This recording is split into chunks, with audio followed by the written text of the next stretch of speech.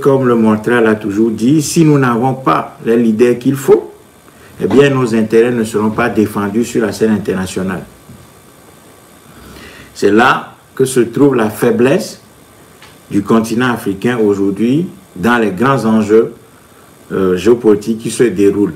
Mais dans ce contexte, on voit qu'il y a plusieurs Africains, les africaines, qui sont en train de mobiliser la jeunesse africaine, vendant l'illusion au peuple africain que ce que l'Afrique doit faire, c'est de se mobiliser autour des dictateurs, autour des dirigeants anti-patriotes, anti-peuple, des dirigeants corrompus, répressifs, voleurs, des bandits, des voyous de grand chemin, pour que nous puissions soutenir ces dirigeants dans ce qu'ils appellent le changement de partenaire.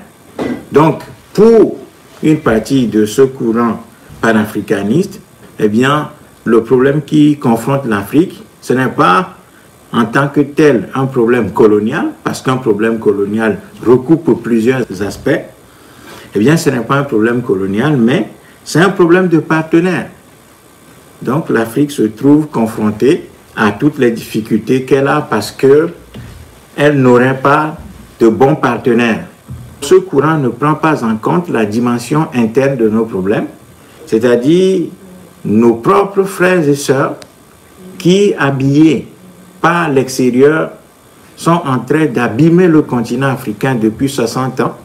Des gens qui mettent la tête de notre continent sous le sable, des gens pour qui la vie des Africains ne représente absolument rien, ne vaut absolument rien, des gens pour qui l'expression dans les urnes des Africains ne vaut absolument rien, des gens pour qui les Africains ne sont rien d'autre que des bêtes de somme à tuer, à frapper, à mépriser, à violenter et à assassiner, dans tous les cas. Donc, cette frange de panafricanistes ne tient pas compte de ce que les dirigeants africains sont fondamentalement anti-peuple, sont des êtres vils, des gens pour qui l'Africain n'a aucune valeur ni considération. Et donc, on nous pousse à nous réunir autour de la classe dirigeante africaine pour aller, soi-disant, changer de partenaire et que l'arrivée de la Russie sur le continent africain serait quelque chose d'extraordinaire, que nous devons soutenir la Russie et la Chine. Je pense que nous sommes obligés, si nous voulons gagner quelque chose dans les bouleversements qui sont en cours sur la scène internationale, de changer d'abord l'ordre interne africain. Nous devons d'abord agir sur le contexte africain. Parce que ce que nous avons sur la scène politique africaine ne sont pas des gens qui incarnent les aspirations du peuple. Ce n'est pas une question de partenaire sur la scène internationale. C'est d'abord une question de disposition de dirigeants patriotes, des gens qui aiment foncièrement notre peuple, des gens qui se rendent compte de l'histoire de notre peuple, de la profondeur, de la gravité des blessures de notre peuple. Ceux qui aiment fondamentalement notre peuple, ce sont ces gens-là qui doivent maintenant sur la scène internationale défendre nos intérêts. Et en aucun cas, ce ne sont ceux qui sont réunis au sein de l'Union africaine actuelle. Ces gens n'ont aucune philosophie. Ces gens n'ont aucun amour pour notre peuple. Ces gens n'ont aucune philosophie africaine. Ces gens sont des marionnettes, des pantins qui sont placés au pouvoir, des voleurs, des gens qui pillent le continent, des gens qui n'ont aucun respect pour notre peuple. Donc, il ne s'agit pas de changer de partenaire. Il ne s'agit pas de changement de partenariat. Il s'agit d'abord de faire en sorte que nous ayons à l'intérieur du continent africain des dirigeants qui aiment notre peuple d'abord. Des gens pour qui la vie des Africains a de la valeur. Des gens qui ne sortent pas les armes à chaque fois pour réprimer le peuple, pour empêcher le peuple noir de s'exprimer. Des gens qui permettent le désordre de s'installer chez nous. Des gens qui font la promotion, qui sont permissifs à l'égard des religions importées. Des gens pour qui l'enseignement colonial, l'école coloniale doit rester en tant que tel. Des gens qui perdent l'énergie de notre peuple, des gens qui perdent du temps à notre peuple. Ces gens-là, nous ne pouvons pas nous agglutiner à eux pour soi-disant aller changer de partenaire sur la scène internationale. Donc ça, c'est un faux message. Nous ne pouvons pas cautionner ce message-là.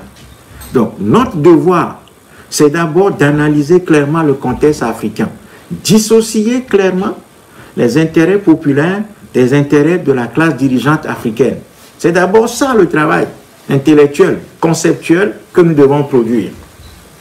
C'est-à-dire que les dirigeants que nous avons en Afrique, ces gens-là n'incarnent pas nos aspirations et donc ne peuvent pas défendre nos intérêts. Ces gens, si on les accompagne sur la scène internationale, soi-disant, pour aller changer de partenaire, c'est les encourager à rester au pouvoir avec, soi-disant, les nouveaux partenaires qui arrivent. C'est une erreur fondamentale. Si nous accompagnons ces gens-là sur la scène internationale, dans ce qu'ils appellent le changement de partenaire stratégique, c'est que nous sommes en train de consolider ces gens-là au pouvoir. En aucun cas, nous devons agir de cette façon. Donc, la jeunesse africaine doit d'abord comprendre que ses intérêts sont divergents des intérêts des dirigeants africains. Ces gens qui sont des fabrications coloniales, ces gens qui sont des marionnettes, des créatures coloniales, habillées et imposées sur la scène africaine depuis des décennies. Des gens qui sont des voleurs, des bandits de grand chemin, des gens qui privilégient leurs propres intérêts, leur propre ventre au détriment du peuple. Nous ne pouvons pas accompagner ces gens-là sur la scène internationale pour soi-disant les pousser à changer de partenaire. Il ne s'agit pas, je le redis encore une fois, de changement de partenaire stratégique sur la scène internationale. Donc, notre devoir n'est pas d'accompagner Faure Gnassingbé, les Ali Bongo, les Alassane Ouattara à changer de partenaire stratégique sur la scène internationale. Notre boulot n'est pas d'accompagner les Paul Biya, les Sassou Nguesso, Museveni et consorts sur la scène internationale à changer de partenaire stratégique. Notre devoir, c'est d'abord de nous débarrasser de ces gens-là à l'intérieur de l'Afrique. Imposer un nouveau leadership. C'est ce nouveau leadership qui sera en mesure de défendre véritablement nos intérêts sur la scène internationale. Les intérêts du peuple africain sont différents des intérêts de l'élite coloniale africaine. Et si nous faisons cette analyse-là, nous allons aboutir à la conclusion suivant laquelle nous sommes obligés de nous débarrasser de cette classe dirigeante africaine. D'abord, c'est comme ça que tous les peuples ont agi dans leur histoire pour pouvoir émerger. Si nous ne changeons pas d'abord de dirigeants en Afrique, c'est vain que nous allions avec ces gens-là sur la scène internationale pour soi-disant changer de partenaire. Ce discours vaut également pour le franc CFA. Ceux qui nous encouragent à dire que oui, c'est le franc CFA, nous devons comprendre que la bataille qui nous confronte, c'est d'abord la bataille de l'existence de l'État africain. Il s'agit d'abord de faire en sorte que l'État africain existe. Et si l'État n'existe pas, il est clair que les attributs de sa souveraineté ne peuvent pas exister. Donc, nous ne pouvons pas nous battre pour mettre une nouvelle monnaie dans les poches d'Alassane Ouattara, de Sassou Nguesso, de Paul Biya, de Faure Gnassingbé, de Patrice Talon et des gens comme les Museveni. Non, ce n'est pas notre rôle. Notre rôle n'est pas de mettre une nouvelle monnaie dans la poche de ces gens-là. Notre rôle, c'est d'abord de nous débarrasser de ces gens. Et pour nous en débarrasser, nous avons absolument besoin de construire les instruments de ce combat. Et comme le Mortral a toujours constaté et dit, notre difficulté et notre échec résident dans notre inorganisation. Notre incapacité à nous organiser fait que nous n'arrivons pas à affronter du tout les défis qui se posent à nous. Donc aujourd'hui, nous avons réduit le combat à de l'excitation sur le net. Donc matin, midi, soir, les gens allument leur caméra, bavardent, crient, vendent de l'illusion à notre jeunesse, à notre peuple. Et beaucoup de gens suivent ça, suivent ce mouvement, croyant que c'est ça le combat. Le combat véritable, je le redis, se trouve dans notre capacité à nous organiser. Tant que nous ne serons pas en mesure de nous mobiliser, de nous concerter, de répartir les tâches sur la base d'un agenda. Quel est notre agenda aujourd'hui? qu'est-ce que nous envisageons faire demain?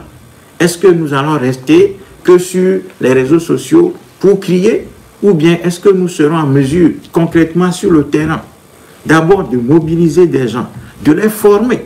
Il ne suffit pas de les mobiliser, de les former véritablement à l'action révolutionnaire, à découvrir et à comprendre les mécanismes par lesquels nous sommes tenus, quelles sont nos forces et faiblesses en tant que peuple en cours de mobilisation, quels sont les rapports de force avec le système en place, quels sont les instruments que le système en place utilise pour nous maintenir dans nos situations. Eh bien, c'est l'ensemble de ces instruments-là que nous devons d'abord maîtriser.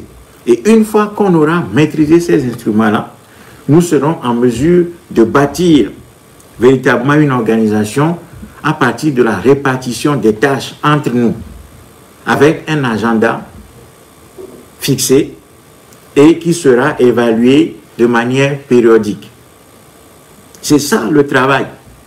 Et ce travail-là, nous peinons à le faire parce que les messages que nous avons envoyés depuis des années, depuis 20 ans quasiment, que nous faisons cet appel, nous n'arrivons pas à trouver des gens. Nous n'arrivons pas à trouver des gens. Alors, comment pouvons-nous organiser les choses si nous n'avons pas les ressources humaines à notre disposition?